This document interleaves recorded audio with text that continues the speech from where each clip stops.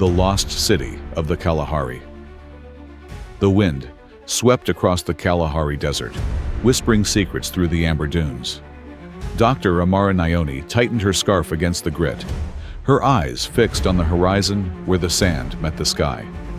She had spent years chasing the myth of the lost city of the Kalahari, a fabled metropolis said to shimmer with gold and secrets beneath the desert sun. Her guide, an old bushman named Tao, moved with the grace of a shadow.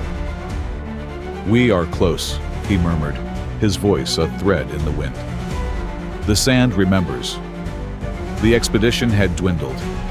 Funding had run dry, and her team had abandoned her, leaving only Amara, Tao, and the promise of something extraordinary. The locals called it the city that breathes, a place where the dunes shifted as if alive, swallowing travelers whole.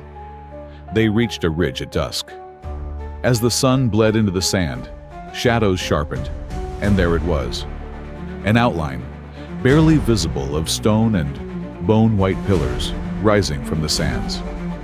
The ruins of a city, half consumed by the earth.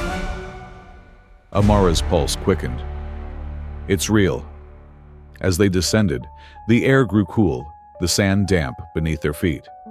The structures, though eroded, bore carvings, intricate spirals and glyphs depicting gods with animal faces and eyes of gemstone. The city hummed with an energy that raised the fine hairs on Amara's skin. Tao paused, his expression veiled. "We must not disturb them." "Them?" she asked, but he only stared at the ground, his lips moving in a silent prayer. They found an entrance to a temple, its doorway framed by serpents carved in stone. Amar's flashlight cut through the gloom, revealing murals that told of an ancient people, the Khoisan, perhaps, who had thrived in an oasis that defied the desert.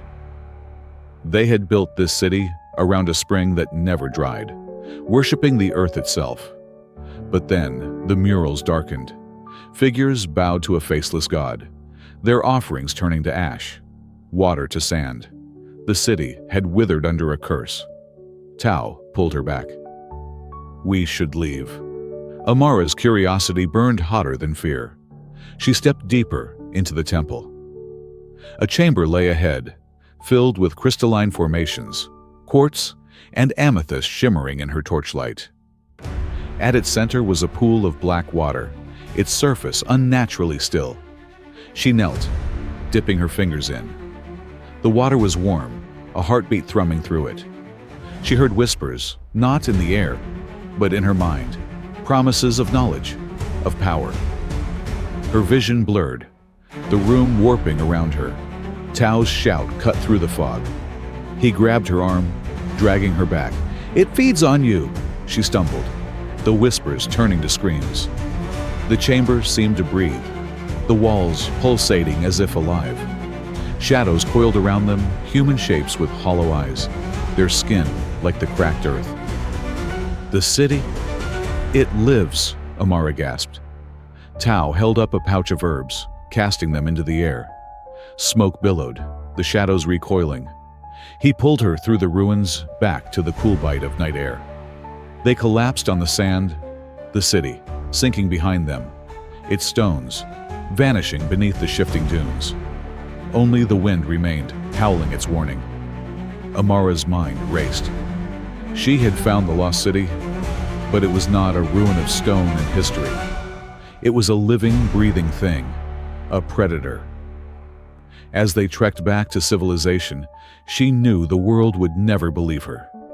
But the Kalahari would remember, and somewhere, beneath the sand, the city still breathed, waiting for the next whispering wind to draw a traveler close. Please, subscribe, like, and share.